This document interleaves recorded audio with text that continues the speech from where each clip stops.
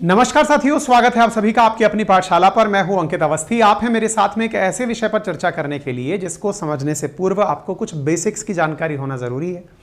Basics किस विषय का? सबमरीन के बारे में जानकारी होना जरूरी है। सबमरीन जिसे आप हिंदी में पनडुब्बी कहते हैं, या कहिए कि पानी का वो जहाज जो पानी के भीतर रहकर चलता है। क्या ऊपर नहीं चल पाता है? क्या चलता है, लेकिन खासियत उसकी यह है कि वो पानी के अंदर डूबकर चलने की काबिलियत रखता है। और वो सबमरीन सबसे अच्छी सबमरीन कही जाती हैं जो पानी के भीतर बहुत लंबे समय तक गायब रह सकें। सबमरीन जितनी अच्छी वही होगी, क्योंकि ये असल में जासूसी के काम में ली जाती हैं। सीधा अटैक के काम में तो ली ही जा सकती हैं, लेकिन दुश्मन क्या कर रहा है इसकी जानकारी जुटानी हो और आप वहां पहुंच जाएं और आपके बारे में किसी को ना पता चले, यही सबसे इंपॉर्टेंट चीज मानी जाती है। यही कारण है कि चीन और भारत के बीच में, क्योंकि इन दिनों बहुत ज्यादा हिंद महासागर में या यूं कहिए इंडो पैसिफिक क्षेत्र में जिस प्रकार का कंपटीशन चल रहा है, उसे ध्यान में रखते हुए भारत को आवश्यकता है न्यूक्लियर सबमरीन्स की। भारत को आवश्यकता है ऐसी सबमरीन्स की जो एयर इंडिपेंडेंट पावर जनरेट कर सकती हों। आवश्यकता है ऐसी सबमरीन्स की जो लंबे समय तक गायब रह सकती हों।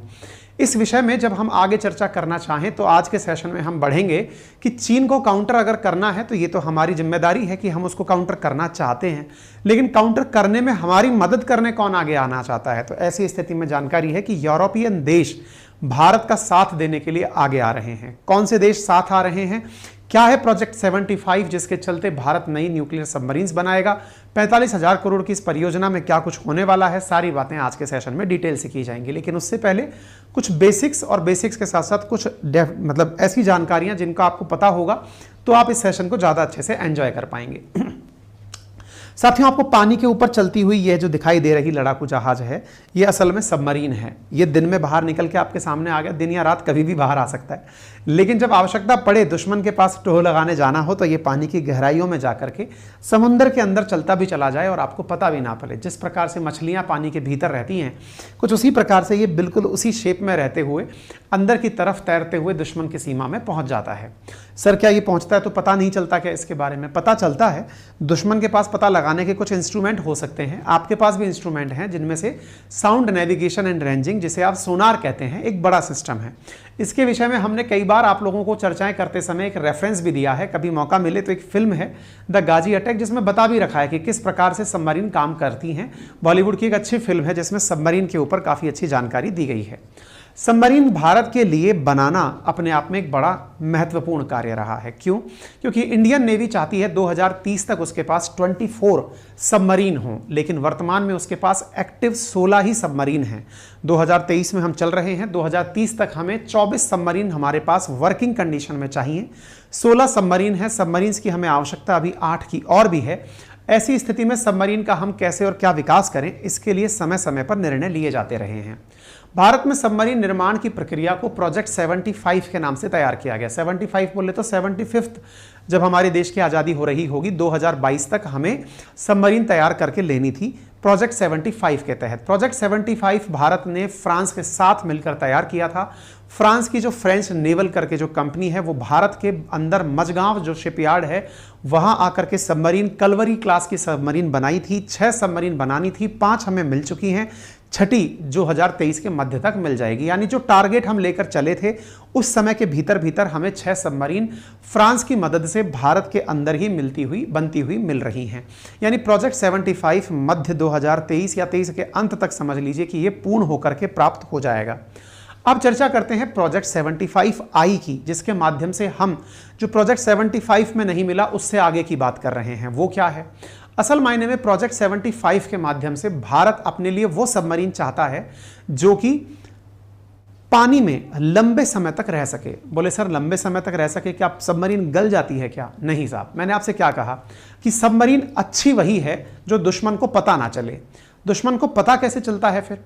देखिए, आपको यह बात तो कॉमन सेंस से समझ में आती है कि सबमरीन के अंदर बहुत सारे नौसैनिक बैठकर जाते हैं। आप फिल्म देखेंगे तो भी पता होगा, नहीं भी आपका कॉमन सेंस ये अलाउ करेगा कि भाई सबमरीन काम तभी करेगी जब उसके अंदर कोई बैठा होगा, कोई व्यक्ति होगा, तभी तो वो उसका सही दिशा से अटैक वगैरह करने में यूज करेगा। अब आप कॉमन सेंस ये भी लगाएं कि अगर सबमरीन पानी के नीचे है तो पानी के नीचे है तो वहां बैठे हुए जो लोग हैं उन्हें भी अपनी आवश्यकता भर की ऑक्सीजन चाहिए होगी। हो सकता है वो ऑक्सीजन आप उपलब्ध करा दें किसी माध्यम से। लेकिन उसके अलावा आपको दूसरा एक कंसेप्ट और भी पता है कि अगर ईंधन यानी फ्यूल किसी भी जगह जलता है तो उसे ऑक्सीजन की आवश्यकता होती है। समुद्र के अंदर अगर कोई भी ईंधन, मान लीजिए डीजल की ही सबमरीन आपने पानी के नीचे भेजी थी और वो चल रही थी, तो सबमरीन जब पानी के नीचे है उसमें डीजल जल रहा है, तो जलने के लिए आवश्यक है ऑक्सीजन। ऑक्सीजन की एक लिमिटेड मात्रा तो पहले भेज दी जाती है किसी ना किसी तरह से ऑक्सीडाइजर के साथ, लेकिन हर 2 से 3 घंटे में साधारण जितनी भी पनडुब्बियां होती हैं इन्हें सांस लेने के लिए ऊपर आना पड़ता है। बिल्कुल वैसे ही जैसे आप और हम जब कहीं पर भी पूल में हो या पानी में तैर रहे हो तो तैरते समय पूरी सांस लेने के लिए बाहर निकलते हैं, बाहर लेकर के ऑक्सीजन लेकर जाते हैं। आप में से कुछ कलाकार होते हैं जो 30 सेकंड पानी में चुप के रह सकते हैं, कोई 1 मिनट, कोई 2 मिनट, कोई 5 मिनट, 10 मिनट, कि सर मैं पानी के अंदर गायब रह सकता हूं, कि मैं बाहर सांस लेने आऊंगा ही नहीं, मैं इतनी ऑक्सीजन अपने अंदर भर सकता हूं। ऐसे ही सबमरीन भी होती हैं। सबमरीन अच्छी वो मानी जाती है जो बहुत लंबे समय तक अपने अंदर अपने फ्यूल को समाहित करके रखे, ऑक्सीजन भर के रखे और अंदर से बाहर आने की आवश्यकता ही ना पड़े। अच्छी सबमरीन उसे ही माना जाता है। अगर 2-3 घंटे में भी अगर आप बाहर आ रहे हो तो दुश्मन के सैटेलाइट के आप नजर में आ सकते हो, तो केवल सोनार ही नहीं, आप रडार की नजर में भी आ सकते हो, सैटेलाइट को भी दिख सकते हो। इसलिए ज्यादा अच्छी सैटेलाइट की डिमांड होती है तो यह कहा जाता है कि ऐसी सबमरीन हो जो बाहर ही ना आए, और बाहर ना आए उनमें सबसे उन्नत किस्म का माना जाता है न्यूक्लियर सबमरीन्स को, जिसके अंदर एनर्जी प्रोड्यूस करने के लिए आपको बाहर आने की आवश्यकता नहीं पड़ती। लेकिन न्यूक्लियर सबमरीन दुनिया के बहुत ही कम देशों के पास है। भारत के पास भी है, जिसमें एक अरिहंत नाम की सबमरीन है जो न्यूक्लियर पावर्ड है। हालांकि बहुत महंगा सिस्टम होता है, इस कारण से हम लोग उसमें भी धीरे धीरे आगे बढ़ रहे हैं। अरिघाट हम दूसरी सबमरीन है जो जल्दी लेकर आ रहे हैं। चक्रा तीसरी सबमरीन है जो हम रशिया से लेकर आ रहे हैं। कुल 6 सबमरीन हम न्यूक्लियर पावर्ड रखेंगे, लेकिन वो एक महंगा अफेयर है। हम चाहते ऐसा है जिसको आसानी से यूज भी किया जा सके और हम उसके लिए किसी पर डिपेंडेंट ना रहें। ऐसी सबमरीन के रूप में हमारे पास फिर एक सिस्टम डेवलप हुआ और वो सिस्टम था इलेक्ट्रिक सबमरीन का। आपके दिमाग में आएगा, हाँ सर इलेक्ट्रिक सबमरीन क्यों नहीं ले लेते? अब जब इलेक्ट्रिक कार हो जाती है तो इलेक्ट्रिक सबमरीन भी होनी चाहिए। बिल्कुल सही कह रहे हैं आप। सबको पता है कि इलेक्ट्रिसिटी के लिए आवश्यकता किस बात की है? चार्ज बने रहने की आवश्यकता है। चार्ज के लिए बहुत लंबी चौड़ी बैटरीज की आवश्यकता है। अगेन उसका भी एक पोटेंशियल होगा। इतने टन वजनी अगर कोई सबमरीन चल रही है तो उसमें ऊर्जा का कंजप्शन भी ज़्यादा होगा और बहुत सारी चीज़ों को ध्यान में भी रखना पड़ता है। ज़्यादा वजन हो गया तो पता चले सबमरीन चल ही नहीं पा रही है। इन सब के बीच में आती है बात आवश्यकता टेक्नोलॉजी की। टेक्नोलॉजी यानी ऐसी तकनीकी जिसके माध्यम से सबमरीन जो डीजल क्लास भी है वो आवश्यकता अनुसार अपने आप को इलेक्ट्रिक एनर्जी में बदल दे। जैसे कई बार आपने देखा होगा आजकल कुछ गाड़ियां मार्केट में ऐसी आने लगी हैं जो हाइब्रिड मॉडल पर काम करती हैं। Diesel electric hybrid model. Diesel electric hybrid model का मतलब हुआ कि जब आवश्यकता है तब तो वो डीजल पर काम कर रही हैं, जब आवश्यकता कम है तब वो इलेक्ट्रिसिटी पर काम कर रही हैं। दोनों आपस में एक दूसरे को कंपनसेट कर रहे हैं। जब आपको एकदम पिकअप की आवश्यकता है आप इलेक्ट्रिक पर चले जा रहे हैं, आप सेल्फ की आवश्यकता कर रहे हैं डीजल पर चले जा रहे हैं। आजकल हाइब्रिड मॉडल में गाड़ियां आने लगी हैं। पनडुब्बियां भी बिल्कुल हाइब्रिड आने लगी हैं। डीजल इलेक्ट्रिक पनडुब्बियां बनाना एक अपने आप में नया सिस्टम पैदा हो गया है कि देखिए आपको इलेक्ट्रिसिटी की जब आवश्यकता हो गायब रहने के लिए तब तो इलेक्ट्रिक यूज करिए, बाकी टाइम जब आप ऊपर चल रहे हैं तो डीजल का यूज करिए। चलो तो ये भी चीज बनकर आई, diesel electric submarine. Diesel electric submarine में भी लेकिन एक बड़ी चुनौती ये थी कि कितने समय तक आप अंदर रख लेंगे। तो ऐसी स्थिति में फिर रिसर्च होना शुरू हुआ और बनकर आई एक टेक्नोलॉजी जिसे कहा जाता है एयर इंडिपेंडेंट प्रपल्शन सिस्टम, यानी एक ऐसा ईंधन, एक ऐसा ऊर्जा पैदा करने का सिस्टम जिसमें ऑक्सीजन की आवश्यकता ना पड़े, वायु की आवश्यकता ना पड़े। एयर इंडिपेंडेंट यानी वायु से आपको उसकी जरूरत ना पड़े उसको चलाने के लिए, तो एयर इंडिपेंडेंट प्रपल्शन सिस्टम। ठीक है, अब एयर इंडिपेंडेंट प्रपल्शन सिस्टम के साथ हमें सबमरीन चाहिए। तो अब आपको यह समझ में आ जाना चाहिए, मेरी इतनी लंबी चौड़ी जो मैंने व्याख्या दी अभी तक, इससे आपको एक क्लैरिटी ऑफ थॉट दिमाग में आ जाना चाहिए। सबसे पहले जो सबसे सामान्य तरीके से उपलब्ध है सबमरीन वो होती है डीजल क्लास की सबमरीन। इससे ऊपर होती है डीजल के साथ इलेक्ट्रिकल, डीजल इलेक्ट्रिकल सबमरीन, यानी कि डीजल और इलेक्ट्रिकल सुविधा अनुसार उसके अंदर उपस्थित हो।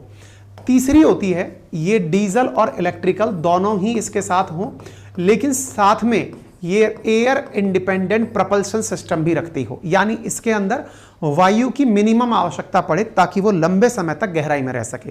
क्योंकि सबमरीन है क्या? पनडुब्बी, हिंदी में क्या कहा गया? पनडुब्बी, यानी पानी में डूबकर चलने वाला लड़ाकू जहाज। अब जो पानी में डूबने के लिए जो आवश्यक कला है भाई, अच्छा तैराक किसे माना गया, अच्छा गोताखोर किसे माना गया, जो ज्यादा लंबे समय तक पानी में रह सकेगा। ऐसी अच्छी सबमरीन कौन सी मानी गई, जो ज्यादा लंबे समय तक पानी में रह सके। तो ऐसी में आवश्यकता क्या है, एयर इंडिपेंडेंट प्रपल्शन सिस्टम की आवश्यकता है। तो एयर इंडिपेंडेंट प्रपल्शन सिस्टम जहां डीजल इलेक्ट्रिक में मिलता है, उससे भी ऊपर कौन सी सबमरीन आती है, और वो है न्यूक्लियर सबमरीन। ठीक है साहब, न्यूक्लियर सबमरीन, ये दुनिया की सब कैटेगरीज हैं सबमरीन्स की। इसमें हमारे पास क्या क्या है, हमारे पास डीजल है, डीजल इलेक्ट्रिकल है, लेकिन अब हमें आवश्यकता है एयर इंडिपेंडेंट प्रपल्शन सिस्टम की। क्या हमारे पास न्यूक्लियर है? बिल्कुल, हमारे पास INS अरिहंत जो है वो हमारे पास न्यूक्लियर सबमरीन है। दुनिया के बहुत से देशों के पास नहीं है, दुनिया के 3-4 ही ऐसे देश हैं जिनके पास में न्यूक्लियर सबमरीन है। अब ये जो एयर इंडिपेंडेंट प्रपल्शन सिस्टम है ना, देखो अब हुआ क्या, भारत ने फ्रांस के साथ मिलकर के प्रोजेक्ट 75 बनाया। क्या बनाया? प्रोजेक्ट 75। यानी देश जब अपनी आजादी की 75वीं वर्षगांठ मना रहा था, तब हमने फ्रांस के साथ मिलकर के प्रोजेक्ट 75 लॉन्च किया था। पहले ही लॉन्च कर दिया था। 2022 तक हमें 6 सबमरीन फ्रांस से मिलकर के, जो फ्रांस की फ्रेंच नेवल कंपनी है उसके साथ मिलकर बनानी थी, जिसका नाम दिया गया था कलवरी क्लास के सबमरीन। तो हुआ क्या ना कि हमारे पास ये कलवरी क्लास की सबमरीन अब आ चुकी हैं, ये प्रोजेक्ट पूरा हो चुका है। अब हम चाहते थे फ्रांस से कि यार तुमने डीजल इलेक्ट्रिक तो हमें दे दिया, हमें ना एयर इंडिपेंडेंट प्रपल्शन सिस्टम भी दो। अच्छा, इंडिया ने समझदारी क्या करी, चाहे प्रोजेक्ट 75 हो या प्रोजेक्ट 75I हो, कौन सा, अब यहां से ये भी चीज क्लियर हो जानी चाहिए, और वो है प्रोजेक्ट 75I क्या है। प्रोजेक्ट 75I क्या है इसको समझ लीजिएगा। हम लोग असल में एयर इंडिपेंडेंट प्रपल्शन सिस्टम बनाना चाहते हैं, यहां I स्टैंड फॉर इंडिया है, और हम लोग असल मायने में भारत की क्षमता को 2030 तक 24 सबमरीन बनाने के लक्ष्य को प्राप्त करना चाहते हैं। ऑलरेडी हमारे पास 16 सबमरीन वर्किंग है, हमारे पास कुल 8 सबमरीन और आवश्यकता है, जिसमें प्रोजेक्ट 75I के नाम पर हम 6 सबमरीन बनाना चाहते हैं। 6 सबमरीन बनाने का जो हमारा टारगेट है ना, वो 45,000 करोड़ रुपए में है। कितने रुपए में है? 45,000 करोड़ रुपए में हम ये सबमरीन बना सकते हैं। अच्छा, इंटरेस्टिंग बात सुनिएगा, हमको दिक्कत क्या आ रही है? दिक्कत कुछ भी नहीं आ रही। ये प्लान जब था ना, ये लॉन्च हुआ था 1999 में, 97 में लॉन्च हुआ था 75, फिर 99 हुआ, 2002 में आई की बातें हुई, 2017 तक पहुंचते पहुंचते भारत सरकार ने इसमें एक आइडिया डाल दिया। और आइडिया क्या डाल दिया? 2017 में भारत सरकार ने कहा कि यदि ये चीज़ बनानी है, 45,000 करोड़ का सौदा है, अगर किसी को बनाना है तो वो इंडिया में आकर के ही बनाएगा। इंडिया में आकर बनाएगा, यानी भारत सरकार ने 2017 में डिफेंस सेक्टर में आत्मनिर्भर होने के लिए मेक इन इंडिया को जोर दे दिया। किसको जोर दे दिया? मेक इन इंडिया, कि बोले भैया इंडिया में आकर के ही बनाओ साहब। तो मेक इन इंडिया के तहत बनाने के लिए हमने ये कहा कि जिन्हें भी बनाना है, जैसे फ्रांस ने भारत के साथ में जो प्रोजेक्ट 75 के तहत सबमरीन बनाई, वो मजगांव शिप बिल्डिंग यार्ड के द्वारा ही बनाई गई। तो इनके द्वारा कहा गया कि यदि 75I में भी एयर इंडिपेंडेंट प्रपल्शन सिस्टम डालना है तो वो इंडिया में आकर ही डालना होगा। इसके लिए 2 कंपनियां फाइनल की गई इंडिया के लेवल पर। कौन कौन सी? एक तो वही थी मजगांव, जो कि किसके साथ थी पहले से, जिसने प्रोजेक्ट 75 बनाया था, इंडिया की शिप बिल्डिंग कंपनी है मजगांव शिपयार्ड, ठीक है। और दूसरी भारत की एक प्राइवेट कंपनी है जिसका नाम है लार्सन एंड टर्बो, LNT जिसे आप कहते हैं। इन 2 कंपनीज को फाइनल किया गया कि आप दोनों मिलकर के प्रोजेक्ट 75I के तहत भारत के लिए एयर इंडिपेंडेंट प्रपल्शन सिस्टम वाली सबमरीन बना लीजिए, ठीक है। अब इसके पास अब आवश्यकता पड़ी टेक्नोलॉजी की आवश्यकता पड़ी। तो दुनिया के जितने भी देश हैं वो अपनी टेक्नोलॉजी को ही सबसे बड़ी ताकत मानते हैं। देखिए, दुनिया में जो भी देश आगे बढ़ रहे हैं, जिन्होंने भी पैसा कमाया है, वो पैसा टेक्नोलॉजी के माध्यम से ही कमाया गया। अब वो जो टेक्नोलॉजी है ना, वो है एयर इंडिपेंडेंट प्रपल्शन सिस्टम की। भारत ने असल मायने में फ्रांस के साथ, साउथ कोरिया के साथ, रशिया के साथ, इन सबके साथ में इस चीज को लेकर बातचीत की थी कि भैया क्या आप लोग हमें एयर इंडिपेंडेंट प्रपल्शन सिस्टम दे सकते हैं। इन्होंने कहा बिल्कुल दे देंगे, लेकिन कंडीशन एक है। क्या कंडीशन है? कि हम इंडिया में आकर नहीं देंगे। मतलब ये अपनी चीज को भारत में नहीं बनाना चाहते, मेक इन इंडिया में नहीं बनाना चाहते। क्यों नहीं बनाना चाहते? इन्हें डर है कि एक बार इंडिया वालों के सामने अगर हमने बना दिया तो ये लोग सीख जाएंगे। भारत धीरे धीरे हर चीज, भाई यही तो है ना तरीका। भारत ने कहा कि हम इतना बड़ा बाजार हैं कि आप हमें यही बना करके चीजें दोगे, हम बिल्कुल मेड इन इंडिया चाहते हैं। अच्छा, ऐसी स्थिति में फ्रांस ने हमसे मना कर दिया कि सर सॉरी, हम नहीं बना पाएंगे। फ्रांस ने कब मना किया? 2022 में मना कर दिया कि सर सॉरी, हम आपको अपनी एयर इंडिपेंडेंट प्रोपल्शन सिस्टम की टेक्नोलॉजी नहीं दे पाएंगे। कोई बात नहीं, मोदी जी जब जा रहे थे 2022 की बात है, मई 2022 में इन्होंने मना कर दिया। साउथ कोरिया ने आज से कुछ दिन पहले ही मना किया है कि सर सॉरी, हम एयर इंडिपेंडेंट प्रोपल्शन सिस्टम नहीं दे पाएंगे। इंटरेस्टिंग बात यह है कि रशिया ने भी हमें मना कर दिया कि हम एयर इंडिपेंडेंट प्रोपल्शन सिस्टम नहीं दे पाएंगे। आप सोचकर देखिए ये कितना बड़ा सिस्टम है जिसकी वजह से आपको ये सारी बातें सुननी पड़ रही हैं। हमारा मित्र है ना ये 300, ये जो हमारा जो ये रशिया जो है, ये हमारा इतना बड़ा मित्र है कि इसने जितना भी हमारे पास डिफेंस है उसमें बड़ा कंट्रीब्यूशन है रशिया का, और वो आकर के मना कर दे रहा है। हालांकि इसकी अपनी व्यस्तताएं हो सकती हैं, अपनी एंगेजमेंट्स हो सकती हैं, जिसमें सबसे बड़ी व्यस्तता तो इसकी यही है कि भाई सैंक्शन हिट कंट्री है ये। लेकिन इसने ये नहीं कहा है कि मैं सैंक्शंस के कारण नहीं दे पाऊंगा। इसने ये कहा है कि भाई मेरे पास ना ये जो इंडिया डिमांड कर रहा है वो फुलफिल करने का हमारे पास प्लानिंग नहीं है। इंडिया क्या डिमांड कर रहा है? जो टेक्नोलॉजी है इसे आकर यहीं पर सौंपो। रशिया ने मना कर दिया, लेकिन भारत हिला नहीं, बोले भाई हमें तो यहीं पर चाहिए, अब चाहे जो भी आए और हमें आकर के देकर चला जाए। ठीक है साहब। ऐसी स्थिति में नाम आया जर्मनी का और स्पेन का। जर्मनी और स्पेन निकलकर आगे आए और उन्होंने कहा कि हम एयर इंडिपेंडेंट प्रोपल्शन सिस्टम में इंटरेस्ट रखते हैं और भारत को वहीं आकर के बनाकर देने में इंटरेस्ट रखते हैं। यही कारण है कि आज की जो आप ये सुर्खी देख रहे हैं, Germany and Spain in contest for $4.8 billion Indian submarine deal. और ये कब हो पाया? जब भारत ने अपनी तरफ से कंडीशन फिक्स कर दी कि भाई हमें तो यही चाहिए, अब आपको देना है तो दीजिए, अदरवाइज घर जाइए। तो Germany and Spain in contest for $4.8 billion Indian submarine deal. उम्मीद है अब आपको यह समझ में आ गया होगा कि जर्मनी और स्पेन क्या देने आ रहे हैं। कहां है ये?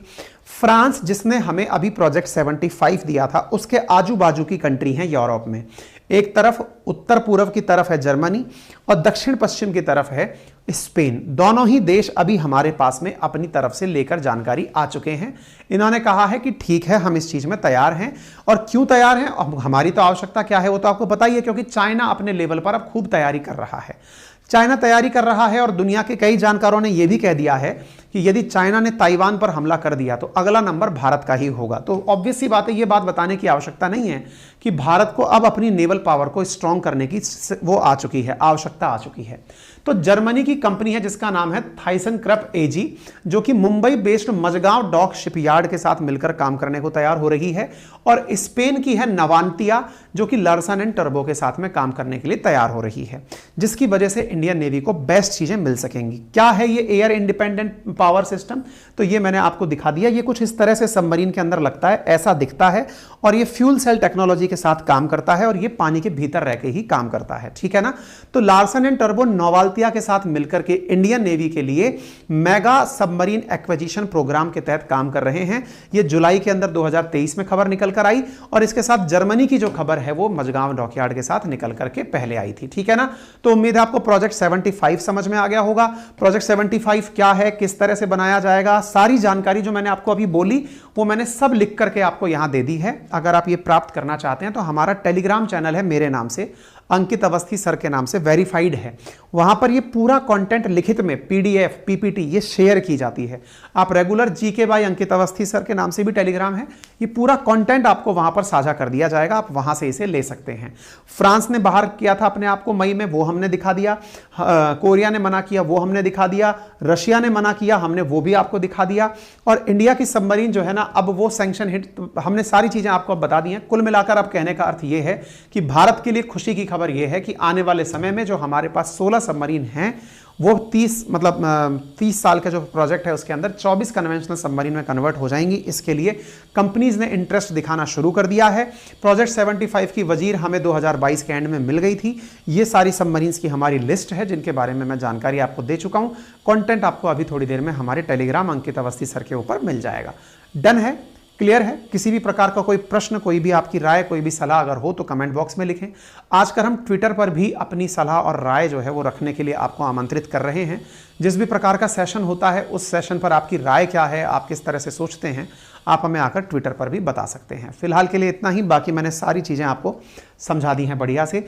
मंथली करंट अफेयर जो है मंथली 2023 का, उसकी मैगजीन हमने अपनी पाठशाला एप्लीकेशन पर डाल दी है। मात्र 30 रुपीज़ में आपके लिए उपलब्ध है, आप वहाँ से जाकर के इसे डाउनलोड कर सकते हैं। फिलहाल के लिए इतना ही, बाकी जो जरूरी जानकारी है उसके लिए आप इसे सुने।